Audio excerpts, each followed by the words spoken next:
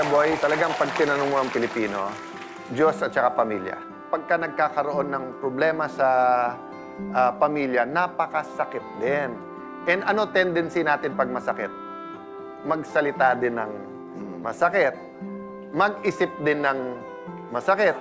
So, let's all just be conscious that kung ano ang precious sa atin, pag hindi natin inalagaan, pwede rin mawala. At huwag nyo nang hintayin na magsisi kayo na nagkabati o hindi. Kasi maikli buhay. So, I was hoping that that can be short exchange na ganyan. Just realizing that ano ba importante sa atin, di ba? Wala namang magsasabi sa atin na mas importante ang pera.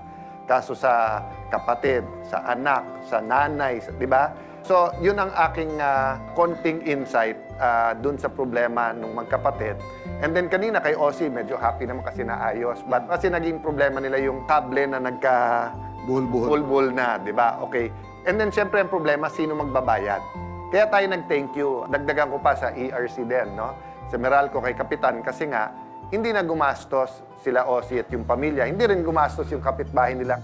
We're more than happy talaga, di ba, Kuya Boy, to be able to be part of the solution. That's right. Ang daling sabihin ng problema eh. Lahat kami na elected officials, alam ang problema, ang solusyon ng problema. That's why I'm really happy that we have Cayetano in action and the one and only Boy Abunda. Kasi masarap maging bahagi ng solusyon. Tama. Ako naman kanina, I'll build on what you said about respeto. Kasi lahat naman tayo, meron tayong mga hindi gusto. Meron tayong mga hindi nakakasundo. Pero tinamaan ako doon sa sabi ni Kuya Alan na yung salitang respeto. Naalala ko yung pelikula, yung Troy. There's a particular scene in that movie na namatay yung anak ng hari. At napatay siya nung kalaban. So when they were trying to retrieve the body at kinukuha na, that was a powerful line. Even enemies deserve respect. Napakahalaga sa akin. No? Na, rules of war noon meron eh. May mga batas. Lalo na tayo, halimbawa, pag pamilya ka, hindi lang nagkakaunawaan, natural dapat ang respeto. Kaya nung sinabi mo na, Kuya Alan, na tawagin mong ate, laking bagay nun.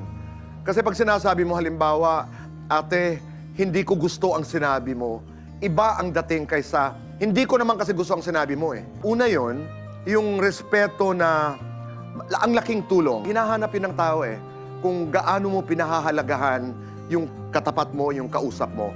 Pangalawa, your athletes, volleyball players, basketball players, meron tayo ring, di ba yung passion na dadala ka pag naglalaro ka?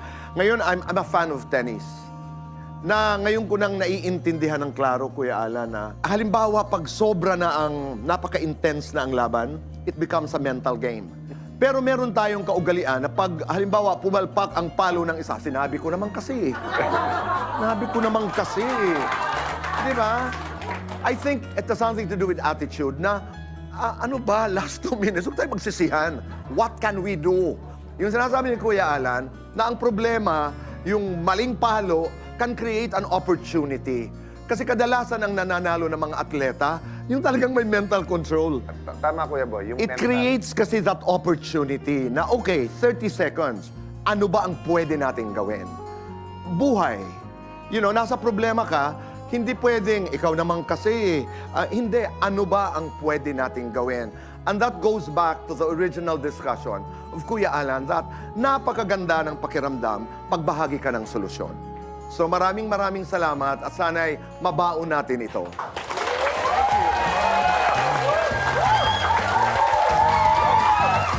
And ulitin ko yung parating sinasabi ni Tatay kasi wala tong conflict sa lahat ng pag-uusapan, di ba? Parating sinasabi ni Tatay, huwag magpaapi, alamin ang batas. At kung pwede nga, idadagdag ko, di ba? Kung meron kang legal na kaalaman, mas mailalaban ang ating karapatan. At doon lamang tayo sa tama dahil sa batas, wala tayong kawala. Maraming salamat. Kita-kita tayo muli next week dito lamang sa...